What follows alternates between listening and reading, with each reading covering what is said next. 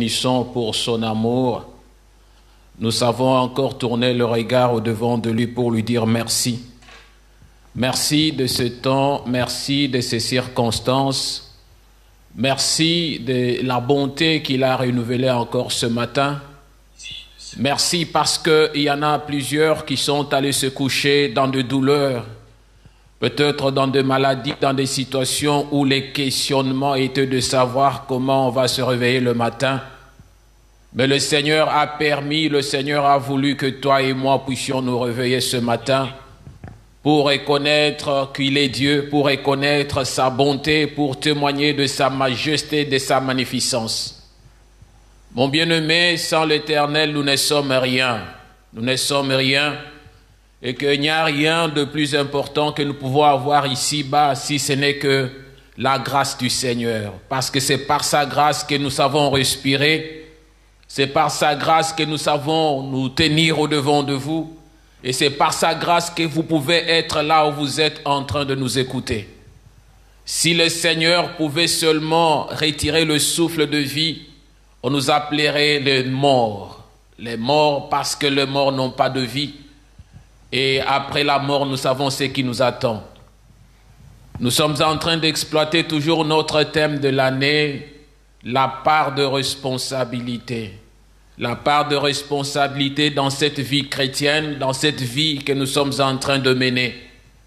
Dieu nous donne le souffle de vie, Dieu nous donne la grâce de vivre, Dieu nous réveille ce matin, afin que nous puissions être là, dans toutes les conditions que nous pouvons être, mais quelle est notre responsabilité?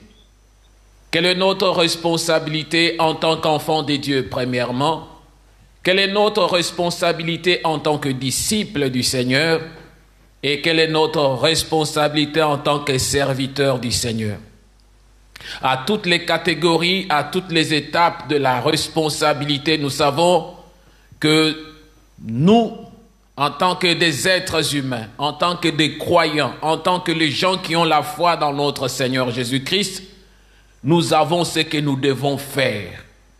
Dieu fait sa part. Quand il nous accorde la grâce de vivre, il nous accorde le souffle de vie, il a déjà accompli sa part. Mais quant à moi, quant à toi, comment peux-tu exploiter cette grâce du Seigneur qu'il nous a donnée? La Bible ne nous dit-elle pas qu'il ne faut pas fouler la grâce de Dieu aux pieds? Et lorsque nous la foulons aux pieds, c'est-à-dire nous oublions ce que le Seigneur est capable de faire dans notre vie.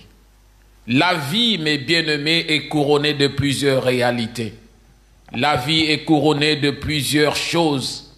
Le dimanche passé, nous étions en train de partager sur la responsabilité d'un serviteur. Oui, d'un serviteur. En tant qu'enfants de Dieu, nous sommes des serviteurs de Dieu. En tant qu'enfants de Dieu, nous avons dit toute personne est prise de bon sens, est prise de bien, de pouvoir servir, de pouvoir se disposer et de donner en retour à l'Éternel ce qu'il lui a donné. Cette personne est en train de servir le Seigneur. Et le Seigneur a surtout besoin, il est très reconnaissant à l'égard de personnes pareilles. Quand tu es éprise de bon sens, éprise de baigner ton cœur dans le service, dans la connexion, dans le ainsi dit le Seigneur, surtout à l'écoute du Seigneur et la mise en pratique de ce que le Seigneur te dit et te recommande, tu es vraiment celui qu'on appelle serviteur ou servante du Seigneur. Et ce sont des personnes que le Seigneur désire. Le Seigneur a besoin de ceux-là qui l'écoutent et ceux-là qui mettent en pratique. Lorsque tu mets en pratique ce que le Maître t'a dit, tu es déjà à son service. Nous avons compris dans Marc le chapitre 10, lorsque nous l'avons lu, le Seigneur était en train de parler aux disciples. Il leur disait que les hommes politiques de ce monde sont en train de dominer, sont en train de mater sur ceux-là qu'ils dirigent. Mais il leur dit, de votre côté, qu'il n'en soit pas ainsi. Qu'il n'en soit pas ainsi, pourquoi vous êtes des serviteurs? Le serviteur n'est pas plus grand que son maître. Le serviteur est celui qui obéit, qui écoute, qui attend, qui cherche à comprendre ce que le maître lui dit. Et le dimanche passé, nous étions dans Luc 12, là où le Seigneur est en train de dire « Heureux ce serviteur que le maître trouvera en train de faire ainsi. » Qu'est-ce que le maître trouvera auprès de toi en train de faire, en train d'accomplir? Est-ce que c'est seulement le fait de se cantonner dans ce qui ne donne pas gloire au Seigneur? Tout ce qui est dans ce monde, le Seigneur nous en a donné. Lorsqu'il a créé le monde, il a créé le ciel et la terre, il a donné la responsabilité à l'être humain. Et quand il donne la responsabilité à l'être humain, c'est juste pour doter de responsabilité à l'homme, faire comprendre à l'homme ce qu'il doit faire après que le Seigneur ait fait. Vous savez, en général, le Seigneur nous donne les lignes de conduite et les détails, il nous laisse afin que nous puissions discerner par les efforts que nous fournissons à pouvoir le servir. C'est à cela que le Seigneur regarde. Il peut te révéler le chemin que tu dois suivre, mais il te laisse les petits détails que tu peux rencontrer sur le parcours, dans le chemin.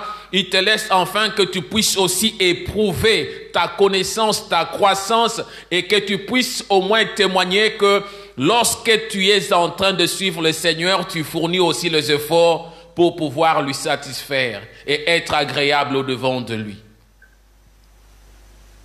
Nous avons parlé la fois passée pour dire que non, le serviteur est une sentinelle.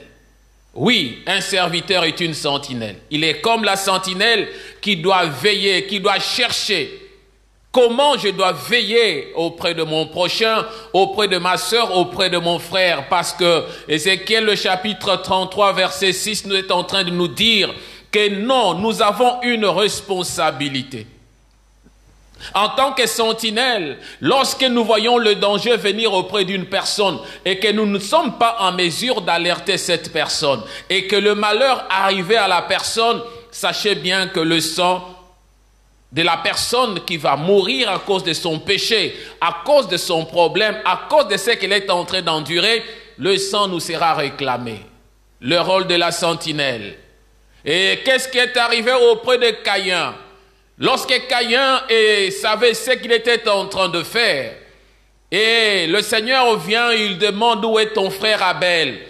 Caïn pouvait dire que suis-je la sentinelle de mon frère?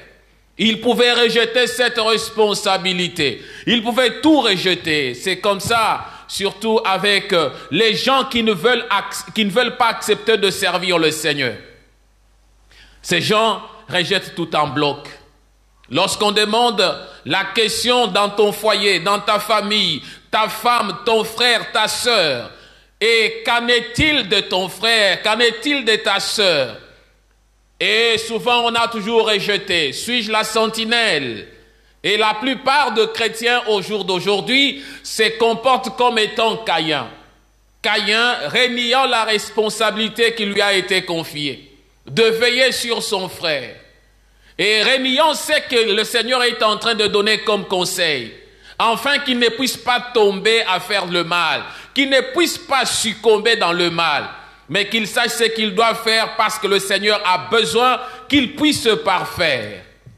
Le Seigneur a besoin que nous puissions être éveillés. Le Seigneur a besoin que nous puissions aussi nous réveiller. Parce que quand nous sommes éveillés, nous allons nous réveiller. Quand on est réveillé, on ne va pas somnoler. Quand on ne sait pas somnoler, on est là, on est en train de servir le Seigneur. Et ne pas servir surtout le Seigneur au modèle de pharisiens. Le Seigneur en fait beaucoup plus de remarques. Il parle, il donne les exemples de pharisiens. Lorsqu'il parle d'eux dans Matthieu le chapitre 23, nous avons, ce chapitre est en train de nous donner les détails des mauvais serviteurs. De ceux-là qui se tapent la poitrine d'être les serviteurs. De ceux-là qui se disent serviteurs, qui se disent ceci, cela, mais qui au plus profond d'eux-mêmes ne font rien qui prouve qu'ils sont réellement des serviteurs de Dieu. Et le Seigneur a besoin que l'on revienne, que l'on se regarde. Est-ce que ma manière de servir les autres, ma manière de servir dans mon église, ma manière de servir dans mon foyer, dans ma famille, suis-je comme le pharisien qui sont heureux, contents d'occuper les premières places, qui sont en train de surcharger les autres au lieu de participer aussi à l'avancement de ce qu'il y a comme œuvre du Seigneur. Sommes-nous à ce modèle-là? Quel type de serviteurs sommes-nous? En tant qu'enfants de Dieu, nous avons cette responsabilité. Le Seigneur veut que nous puissions comprendre le sens de notre responsabilité. Et comme nous avons parlé le dimanche passé, de serviteurs en tant que disciples, c'est-à-dire tout enfant de Dieu. C'est lui qui est né, selon Jean chapitre 1er, le verset 12, c'est lui qui est né, non pas du sang, non pas de la volonté de l'homme, mais de la volonté de Dieu. Celui qui est né de Dieu doit se sentir responsable, doit sentir qu'il a un service à rendre auprès de l'autre, doit sentir qu'il est celui que le Seigneur a dit d'aller et de prêcher la bonne nouvelle, de parler aux autres du Seigneur, d'aller au travers les nations, de servir comme les gagneurs d'âmes, de ramener les âmes auprès du Seigneur. Tu as une responsabilité en tant que serviteur et servante de Dieu. Et Dieu t'attend au tournant. Nous avons dit la plupart de personnes qui sont venues ici, surtout ici en Europe, et la plupart de personnes sont devenues des candidats, des chrétiens autodidactes. Pourquoi? Parce qu'ils ne veulent pas servir Dieu. Parce qu'ils ne veulent pas être dans la communion avec les autres. Parce qu'ils veulent être en retrait. Parce que ces personnes ne veulent pas être au milieu des autres pour servir comme étant des éléments, des instruments que le Seigneur s'est choisi pour communiquer sa grâce auprès des autres. Et les chrétiens sont devenus des chrétiens autodidactes parce qu'ils refusent d'être ensemble. Les chrétiens sont devenus des chrétiens qui sont des chrétiens blessés de guerre et des chrétiens amputés de guerre parce qu'ils ils ont senti que tout en étant ensemble, en communion avec les autres, il y a de petits problèmes. Et de petits problèmes que nous avons, on ne sait pas le résoudre. Ainsi, je dois quitter, je dois abandonner l'église, je dois abandonner les autres, qu'ils travaillent, qu'ils aillent de l'avant. Moi, je me retire. Et oubliant que lorsqu'on se retire, on flétrit, on doit sécher et on doit mourir. C'est pourquoi nous voyons dans nos milieux, en tant que les chrétiens de la diaspora, si on peut dire le terme, les gens qui sont venus avec le Seigneur, qui ont connu, qui ont goûté la bonté du Seigneur. À un certain moment, on se situe dans un milieu où on commence à sécher. Celui qui se disait chrétien, les œuvres qu'il commence à manifester, ce qui commence à sortir de lui ne témoigne pas que cette personne a connu le Seigneur. Pourquoi? Parce qu'il s'est fait un candidat autodidacte. Il a voulu être ensemble avec les autres. Il a rejeté la présence des autres. Il a voulu être comme Caïn. Il a voulu vivre seul. Il n'est pas content de la bénédiction de l'autre. Il n'est pas content de contribuer à la bénédiction de l'autre. Il n'est pas content de servir, que l'autre puisse progresser aussi, aller de l'avant et surtout connaître le Seigneur. La mission principale de tout chrétien est d'aller et de gagner les âmes. C'est ça la mission de tout chrétien. Et cette mission n'est pas seulement réservée aux prédicateurs. Ce n'est pas une mission réservée seulement à une catégorie de serviteurs, non. C'est une mission qui est générale pour tout serviteur, pour tout disciple, pour toute personne qui vient au-devant du Seigneur. Le Seigneur a besoin que ces personnes aient pour mission de gagner les âmes. Il a besoin que les âmes soient gagnées pour le Seigneur. En cette période de la pandémie, plusieurs sont ceux-là qui ont refroidi dans la foi. Plusieurs sont ceux-là qui ne sentent plus encore l'importance de la connexion en tant qu'Église, en tant qu'enfant de Dieu.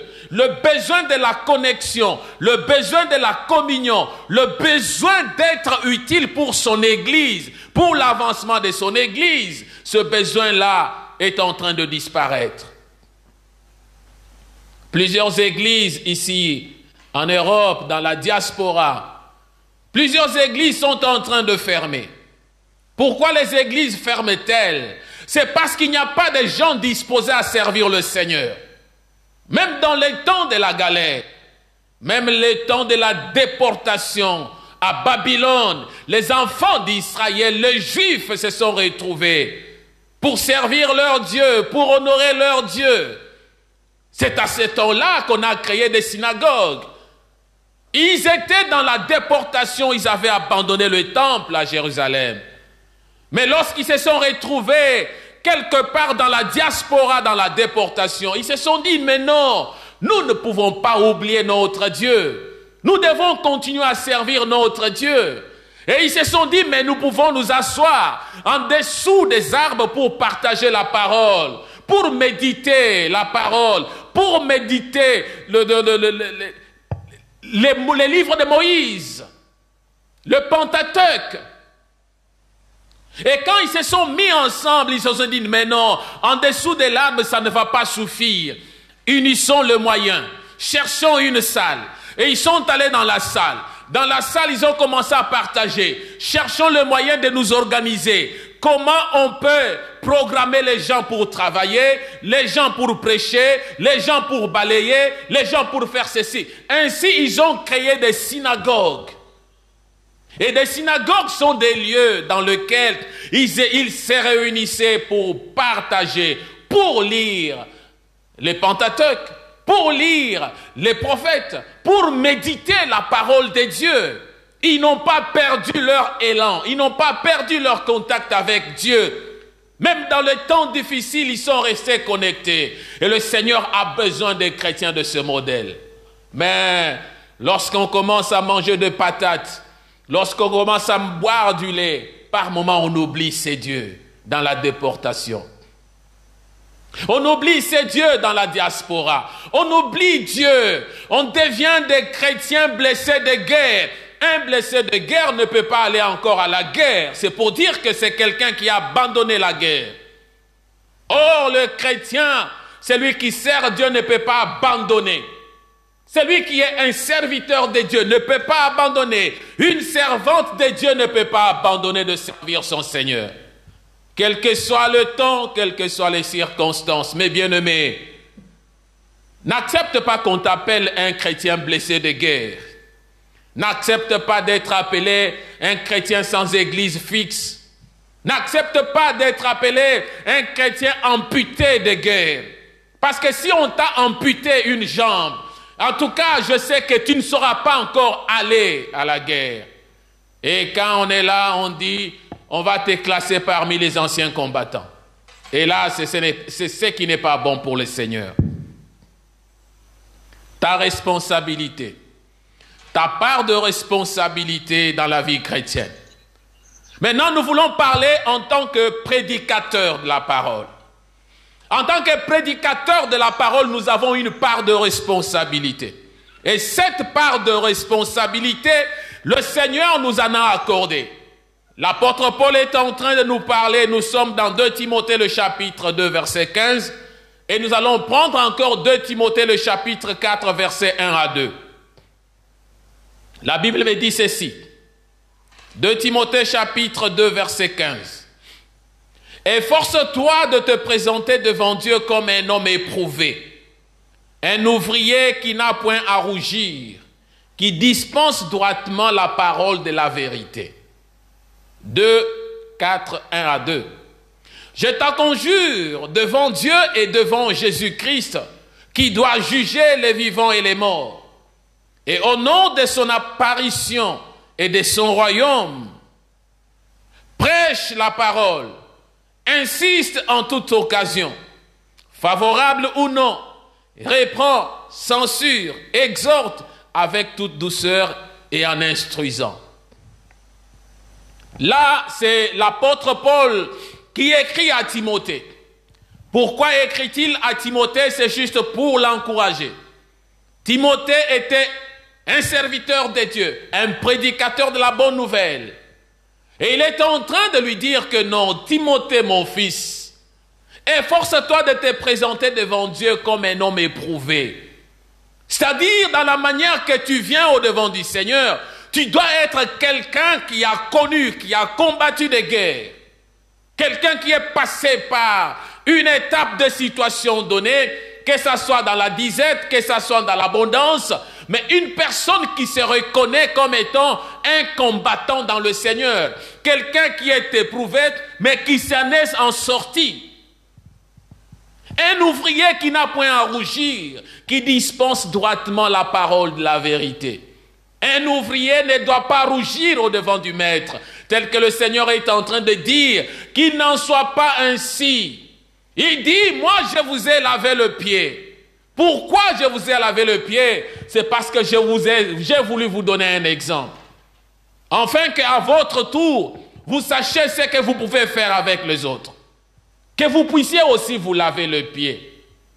Aujourd'hui, c'est vraiment douloureux, c'est vraiment par moments pénible de voir les serviteurs à la parole très disposés à accepter cet acte d'humilité comme le Seigneur l'a fait, de servir d'exemple, de laver les autres le pied, d'aller voir le peine, les souffrances des autres, de veiller à ce que les autres ne puissent pas perdre leur élan spirituel. On n'est pas seulement serviteur lorsqu'on a le micro pour prêcher, lorsqu'on a la Bible devant soi, mais on est serviteur même dans les coulisses. Et c'est à cela que le Seigneur est en train de parler à Timothée au travers Paul, pour lui dire que je t'en conjure, devant Dieu et devant Jésus-Christ, qui doit juger les vivants et les morts.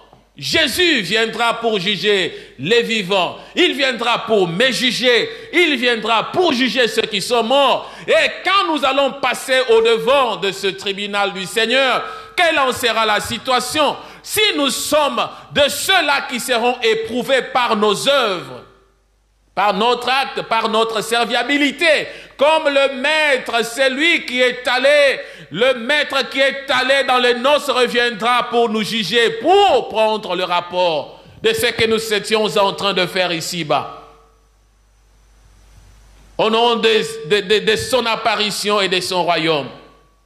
Il dit, prêche la parole, insiste en toute occasion favorable ou non. La parole de Dieu, même si nous sommes pendant la pandémie, même si tel que je prêche, la salle de l'église est vide.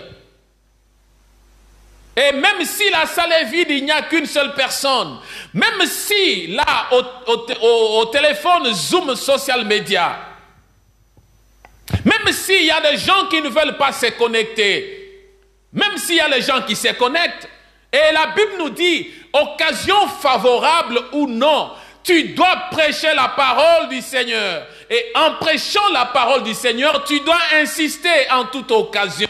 Que l'occasion soit favorable ou non, il faut censurer, il faut exhorter, il faut le faire en toute douceur et en instruisant. C'est ce que nous faisons. Parce que c'est une recommandation du Seigneur et en lisant la parole du Seigneur, nous arrivons à dénicher, à découvrir cet aspect de choses qui nous amène à comprendre l'importance de la parole du Seigneur.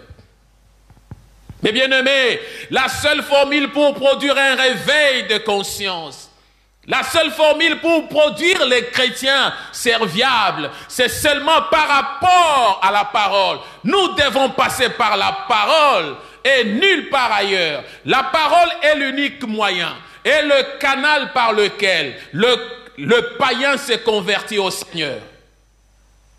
Celui qui ne connaît pas le Seigneur vient au-devant du Seigneur, se laisse au-devant du Seigneur et accorde au Seigneur le cœur et dispose tout ce qu'il a pour le Seigneur.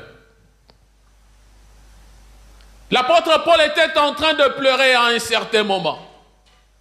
Pourquoi pleurait-il? Pourquoi parlait-il? C'est parce qu'il avait senti que lorsqu'il était parmi les Corinthiens, il y avait un problème.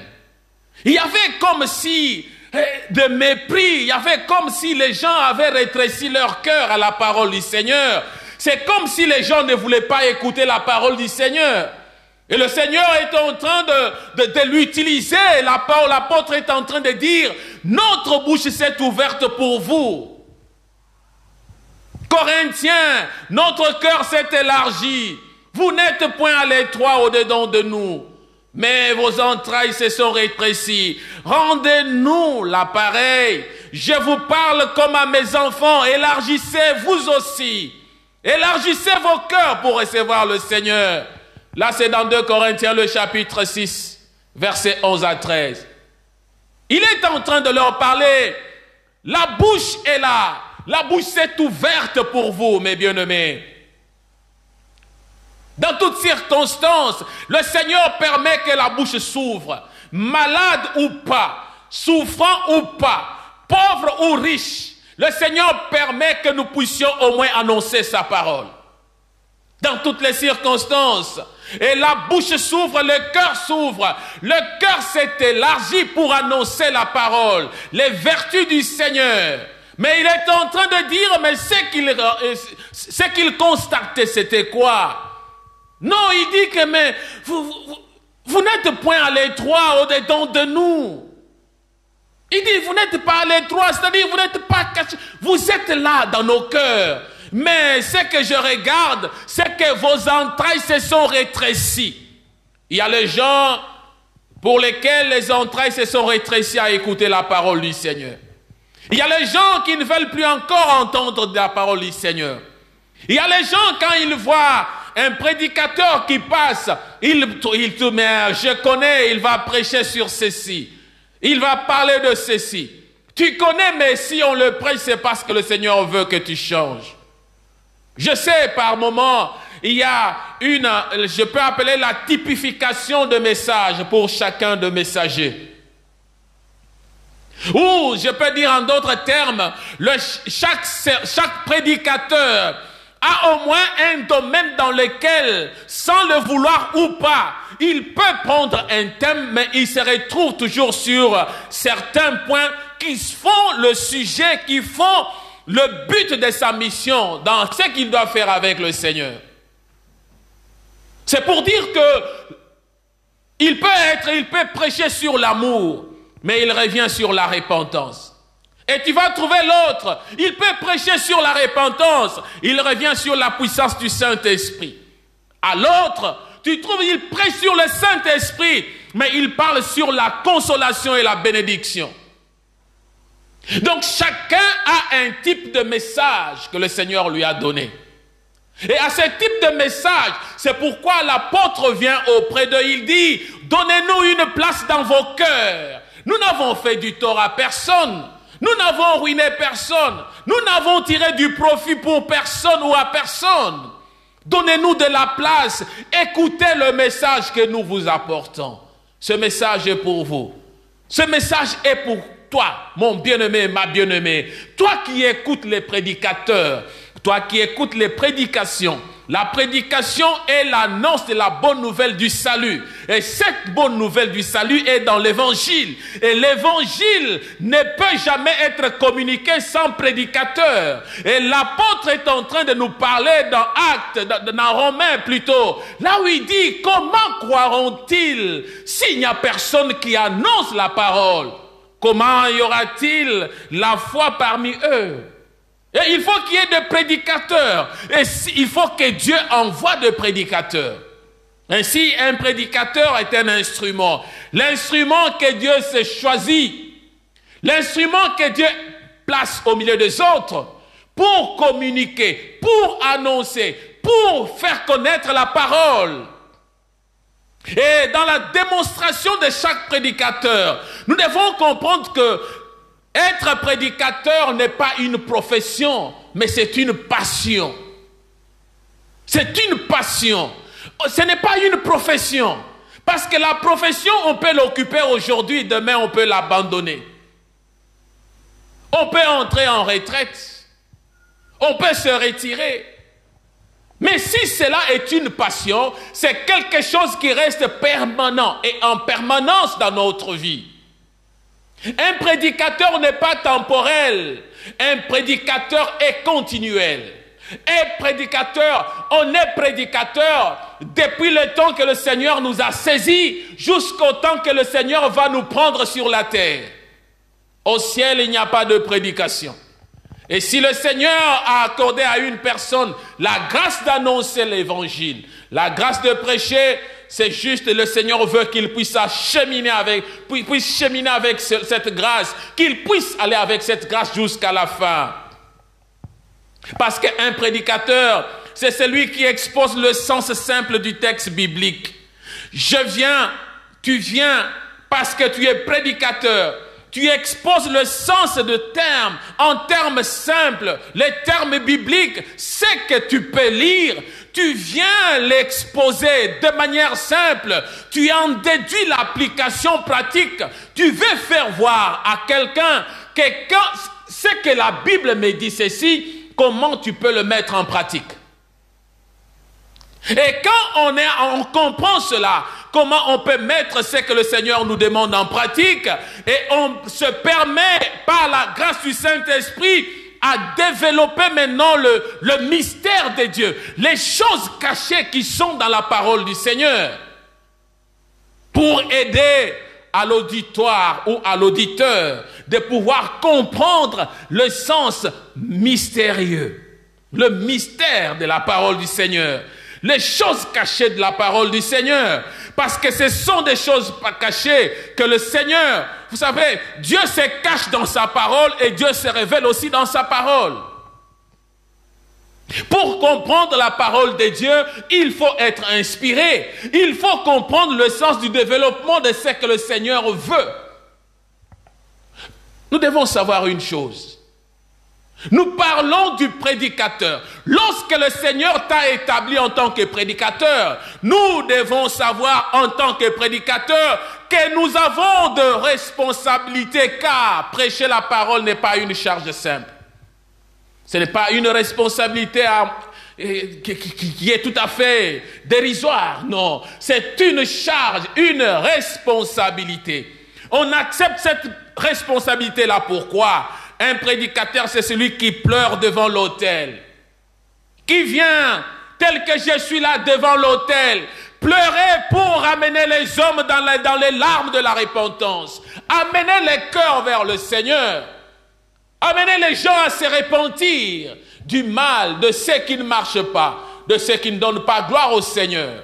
Et si, quand on vient prêcher le Seigneur, on est en larmes.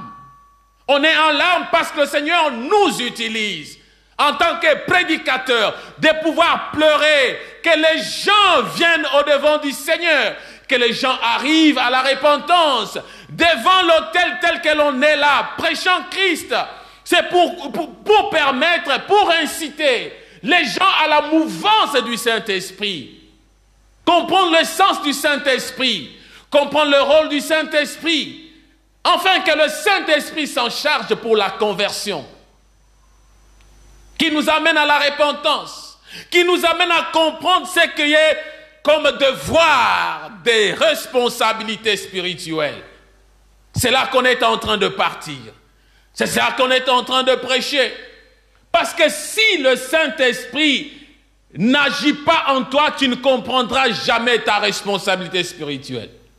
Mais pour que le Saint-Esprit agisse en toi, c'est ce que l'apôtre est en train de dire. Donnez-nous vos cœurs. Ouvrez-nous vos cœurs. Ouvrez le cœur à la parole du Seigneur, afin que l'on puisse trouver de la place lorsqu'on annonce la parole. Lorsque tu endurcis le cœur, la parole n'aura jamais d'effet dans ta vie. Lorsque tu te disposes au devant de la parole, tu permets que le Seigneur puisse pouvoir agir dans ta vie. Nous devons savoir une chose.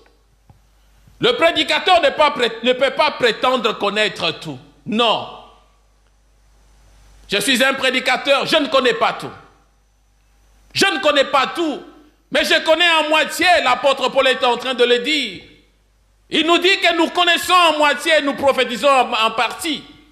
Pourquoi? Parce que ce que je connais, j'ai une part, j'ai une grâce que le Seigneur m'a donnée, et l'autre a aussi une part de responsabilité, de grâce que le Seigneur lui a donnée. Et parce que nous connaissons en moitié, nous connaissons en partie, et c'est cela qui nous permet de pouvoir agir.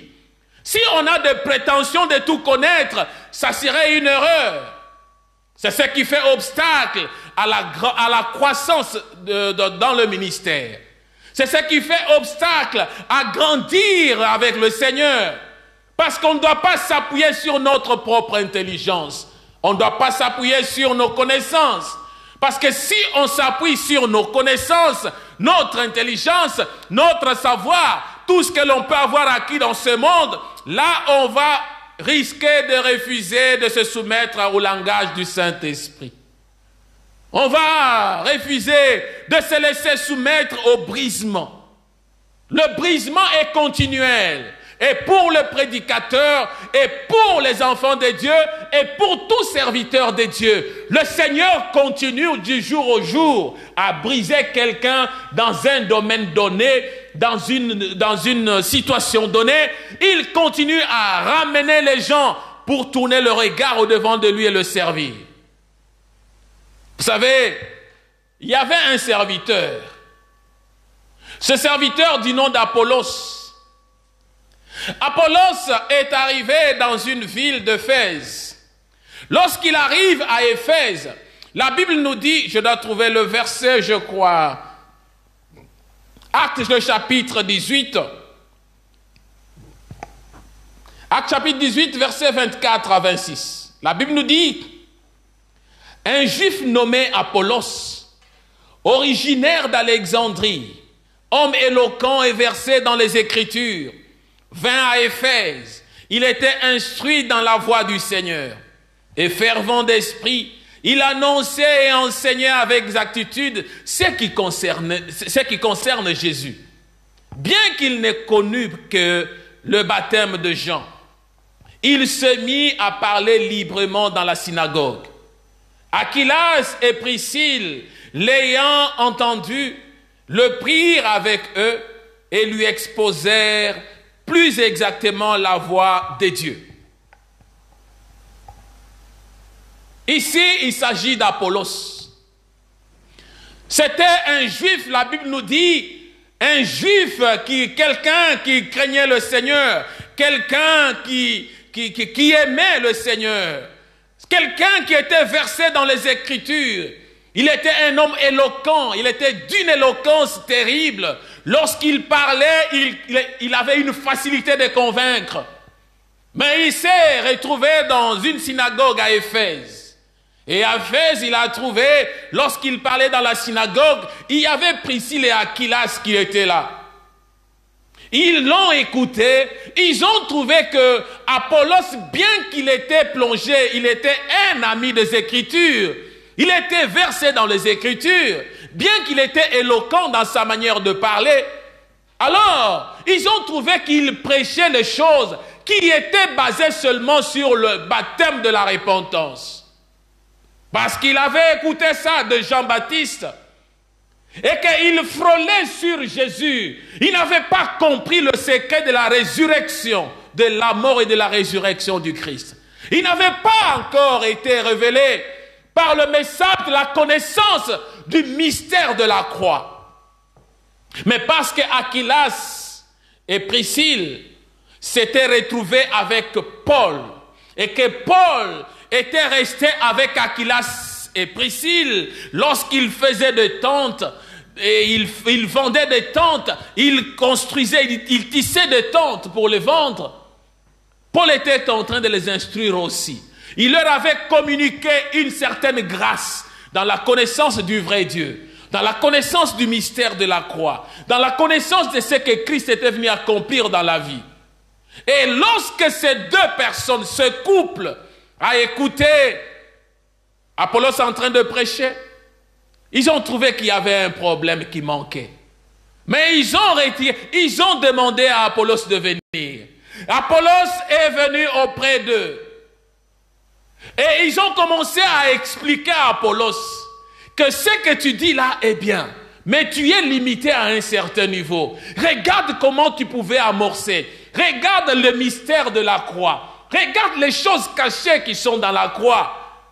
Et que lui, la Bible nous dit qu'il était désireux de les écouter, d'apprendre. Il s'était disposé. Il ne s'était pas seulement contenté d'entendre, mais il s'était disposé d'écouter. Il s'était disposé de recevoir ce qu'on était en train de lui apporter comme une chose nouvelle, ce qu'il ne connaissait pas. Ainsi, il s'est laissé et il a commencé à apprendre. Il a compris la profondeur de la parole et cela a fait une connaissance, quelque chose de plus qu'il pouvait acquérir. Et lorsque nous regardons maintenant le moment où l'apôtre Paul est en train de rendre témoignage d'Apollos, dans 1 Corinthiens, le chapitre 3, il arrive à Corinthe, l'apôtre Paul, il trouve qu'il y avait un problème. Il y avait les disciples qui disaient, nous sommes d'Apollos, et les autres se disaient qu'ils étaient de Paul. Mais lorsque l'apôtre Paul vient, sachant bien que Apollos, lui qui était versé dans les Écritures, il savait, il connaissait déjà la vérité. Il dit, bien sûr, Apollos, lui, est passé pour faire un travail. Si lui a semé, l'autre, moi, Paul, je suis venu pour arroser. Et que c'est Dieu qui fait grandir. C'est ça le travail d'un prédicateur. Un prédicateur n'a pas à s'enorgueillir.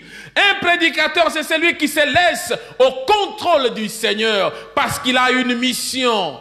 La mission qu'il a, c'est de pouvoir amener les âmes, de chercher à sauver les âmes, d'amener les âmes vers le Seigneur parce qu'il a cette mission. Et en tant que prédicateur, mes bien-aimés, nous devons savoir une chose. Le grand honneur qu'on n'a jamais donné à un prédicateur n'a pas été donné par un homme. Le grand honneur n'a pas été donné par un homme, mais il a été donné par le démon. Par les démons, les mauvais esprits. C'est-à-dire l'honneur qu'on peut te donner, toi, en tant que prédicateur, ne viendra pas des hommes, mais viendra des esprits. Pourquoi je dis ça? Dans Actes le chapitre 19, verset 15, si je ne m'abuse, nous trouvons l'histoire de sept fils de Séva. Dans cette histoire de sept fils de Séva, ils étaient en train de chercher à chasser l'esprit mauvais. Mais qu'est-ce qui arrive lorsqu'ils étaient en train de chercher à chasser? Il y a un témoignage des esprits mauvais. L'esprit malin sort, il commence à rendre témoignage. Il sait, je connais Jésus et je sais qui est Paul, mais vous, qui êtes-vous? Vous pouvez être un serviteur, une servante, un prédicateur. Mais si les démons ne te connaissent pas, si le monde des sorciers ne te connaît pas, tu n'es pas encore un bon serviteur. Il faut que là, parce que le service que tu fais, c'est le service de Dieu. La prédication, c'est la prédication de la parole du Seigneur. Ce n'est pas toi qui vas convertir les âmes, mais il faut que le démon, là où ils sont, sentent qu'il y a un prédicateur, qu'ils sentent qu'il y a quelqu'un qui œuvre pour le Seigneur. Les démons témoignent que nous connaissons le Seigneur. Nous savons qui est Paul. Mais vous, qui êtes-vous? Le grand honneur, jamais rendu par les hommes, vient des esprits que l'on chasse. De tous les esprits que l'on est en train de menacer.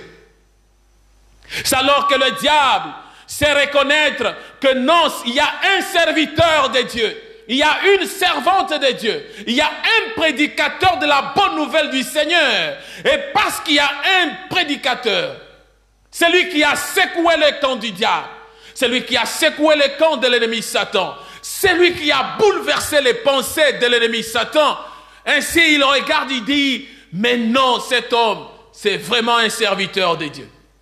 C'est vraiment une servante de Dieu. N'attends pas que les hommes te donnent des hommages. N'attends pas que les hommes puissent faire des éloges à ton égard. Mais il faut que dans le camp de l'ennemi sache que non, tu y as ravi, tu y as arraché de leurs mains quelqu'un qui était en train d'aller à la perdition, quelqu'un qui ne connaissait pas le Seigneur, quelqu'un qui n'avait pas un cœur disposé pour les choses du Seigneur, tu l'as racheté de cela. Je pense c'est Jude qui nous en parle, hein. Je dois trouver le verset. Jude est en train de nous parler quelque part là où il nous dit de pouvoir sauver d'autres en les arrachant du feu. Jude, le chapitre 1er. Jude 1, verset 22-23. La Bible nous dit, reprenez les uns ceux qui contestent, sauvez-en d'autres en les arrachant du feu. Et pour d'autres encore, ayez une pitié mêlée de crainte, haïssant jusqu'à la tunique souillée par la chair. Reprenez les uns. Comment vous pouvez reprendre les uns? Le reprendre parce qu'ils sont en train d'aller à la perdition. De te répondre, mon frère, ma sœur, parce que tu n'as pas laissé une place à la parole du Seigneur. Il faut que l'on puisse te reprendre. Te reprendre, ce verbe a deux sens. Le premier sens, c'est de reprendre celui qu'on a déjà appris. Nous devons le reprendre.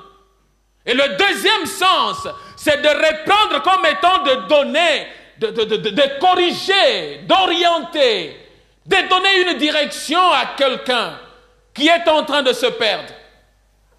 Et de ces deux sens, la Bible nous dit, reprenez les uns, ceux qui contestent, sauvez-en d'autres en les arrachant du feu. Il y a des gens qui sont en train de partir au feu, qui ne savent plus encore quoi faire, parce qu'ils n'ont pas encore d'égard à l'égard du Seigneur.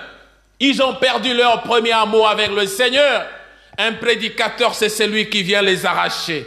C'est celui qui vient les reprendre. Et la Bible nous dit, ayez une pitié mêlée de crainte, haïssant jusqu'à la tunique souillée par la chair. Pour les autres, certainement. Le Seigneur a besoin de toi. Il a besoin de moi, en tant que serviteur de l'Éternel, d'être de ceux-là et de celui-là qui est en train de pleurer à l'autel du Seigneur, qui est en train de parler aux enfants de Dieu, qui est en train de... Il ne cherche pas de compromission, parce que ce qu'il fait n'est pas une profession, mais une passion. Il est en train de chercher à arracher. Il a pitié de l'autre. Il cherche que l'autre comprenne. Mais le plus important, c'est que pour que l'autre comprenne, le prédicateur pleure à l'autel, mais la personne qui écoute le message doit disposer son cœur à recevoir le Seigneur, à recevoir la parole du Seigneur. Mais bien-aimé, le Seigneur a besoin de toi en tant que prédicateur. Lorsqu'on parle de responsabilité spirituelle, on voit le devoir et les obligations d'un chrétien. Quelle est ta part de responsabilité dans ce que tu fais pour le Seigneur? Lorsqu'on regarde aujourd'hui dans l'Église, mais bien aimé, aujourd'hui la chose devient controverse. Les gens ont beaucoup plus peur de la sainteté que du péché. Oui, aujourd'hui dans l'Église, les gens ont beaucoup plus peur. Les gens sont effrayés de la sainteté que du péché. Cela veut dire quoi? Lorsque quelqu'un décide de commencer à se comporter d'une manière digne de l'Évangile, lorsque l'Évangile amène au changement dans le cœur d'une personne, et cette personne décide de marcher avec le Seigneur, mais ceux qui sont autour de la personne, toujours dans l'Église, ce sont les premières personnes qui commencent à le décourager. Ce sont les premières personnes à pouvoir l'étouffer. Ce sont là qui sont comme des sapeurs-pompiers que j'ai dit autrefois, qui viennent seulement pour éteindre l'étoile de joie des autres, qui viennent éteindre la manière de s'accrocher, de servir des autres. Ils te voient en train de faire le pas dans le Seigneur pour marcher dignement avec le Seigneur, pour servir le Seigneur, et cette personne vient pour te décourager. Mais lorsque la même personne, même si tu es avec elle dans l'église, Elle voit que tu es en train de t'enivrer, de boire de l'alcool, de faire la débauche. Et cette personne est là pour t'encourager. Elle ne te décourage pas. Lorsqu'elle se retrouve en train de faire le mal, elle n'en parle pas. Mais lorsqu'elle te voit en train de faire du bien, depuis que tu es devenu frère en Christ, depuis que tu es devenu sœur en Christ, ça l'effraie, ça fait peur. Ceux qui se convertissent commencent à se gêner. Pourquoi? Parce que c'est dans l'église qu'on les critique. C'est dans l'église qu'on les méprise. C'est dans l'église qu'on les rejette. On les rejette par qui? Par ceux-là qui ne veulent pas qu'ils puissent grandir dans la foi, qu'ils puissent grandir dans la crainte du Seigneur. Ceux-là qui les étouffent et ne veulent pas qu'ils puissent être des serviteurs dignes de la parole. Mes bien-aimés, aujourd'hui le péché n'effraie plus. Les gens se sentent à l'aise quand ils commettent le péché dans l'assemblée. Les gens se sentent à l'aise. Ils n'ont pas la crainte de la parole du Seigneur. Mais lorsqu'on sert le Seigneur, on est sujet des critiques. On est sujet. Tu vois une personne en train de faire du bien, de supporter l'église, de s'attacher à l'église. Tu vois la femme ou le mari qui est en train de supporter l'église. Soit c'est la femme qui le décourage, soit c'est le mari qui le décourage. Pourquoi? Parce qu'il est en train de faire du bien. Ça devient choquant. Mais lorsqu'on regarde que ce même mari ou la même femme, si elle peut aller acheter autant de casiers de bière pour mettre à la maison, là on ne le décourage pas. Lorsqu'il va pour fumer, là on ne le décourage pas. Mais lorsqu'il vient pour servir le Seigneur, c'est là qu'il devient l'objet de scandale. L'Église aujourd'hui a besoin plus peur de la sainteté que du péché. Le péché devient monnaie courante.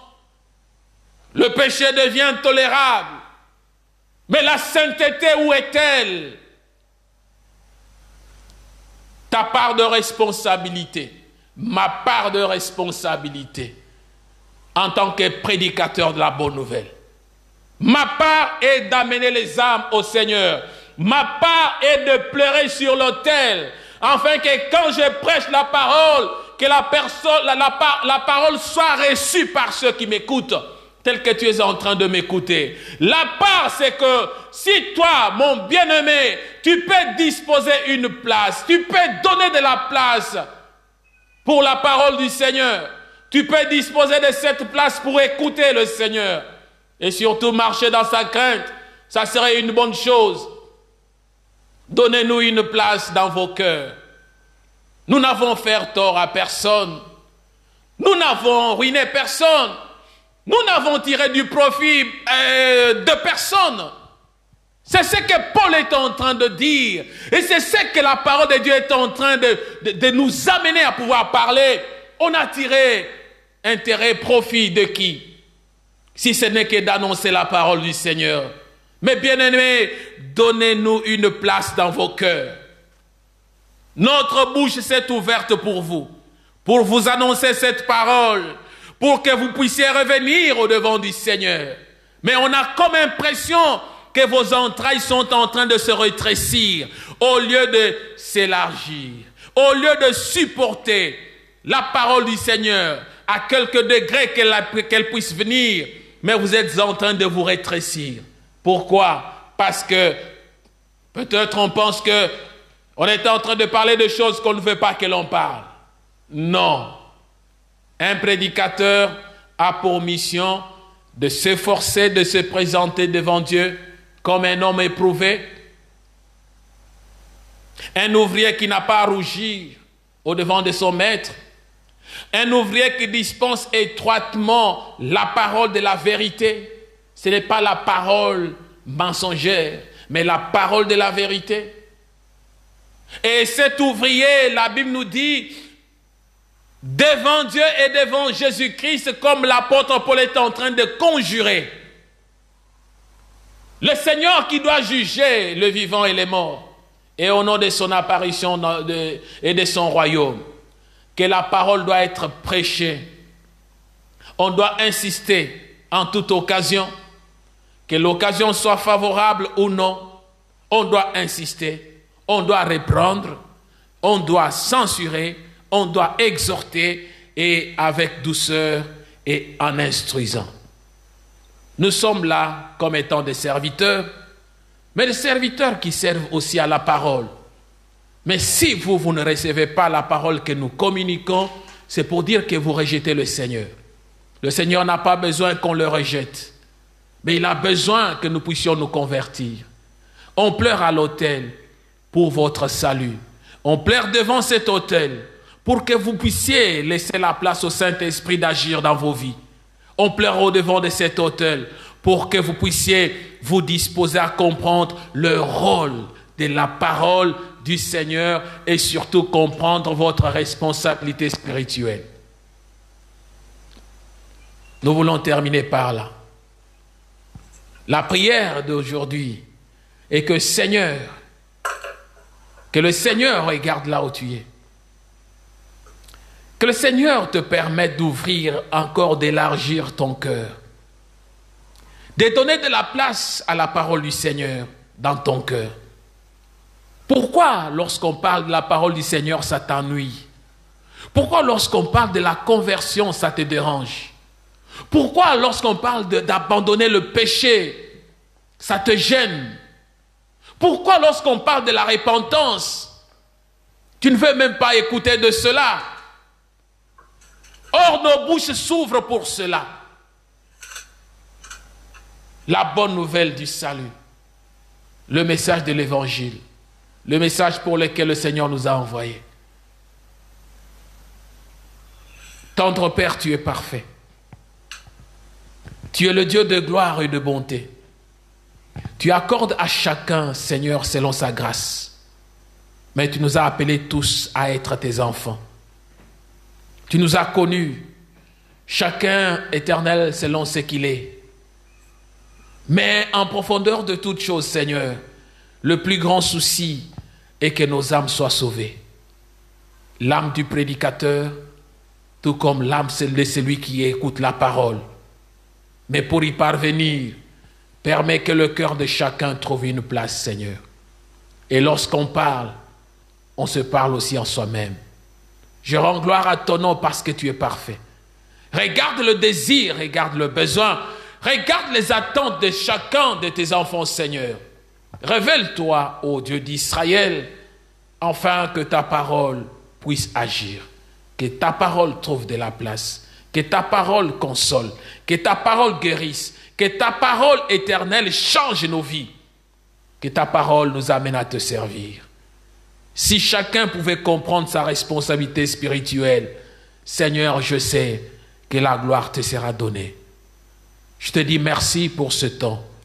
Continue à bénir chacun de nous, car tu es Dieu, tu restes Dieu, au siècle des siècles. Nous avons ainsi prié. Et nous disons Amen. Que le Seigneur bénisse chacun de nous et je souhaite un bon dimanche à tous. Amen. Merci.